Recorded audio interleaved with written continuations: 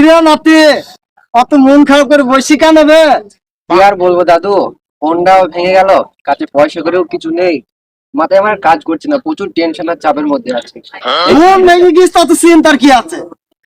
মন ভেঙে তো আবার নতুন হবে। এই ইসমাইল, শোন শোন, মোবাইল ভেঙে গিয়েছে, মন খারাপ করে কেমন বসে আছে দেখবো কাছে দা। মোবাইল ভেঙে গেছে কি হয়েছে?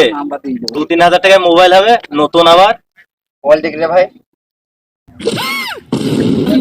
একটা ফোন।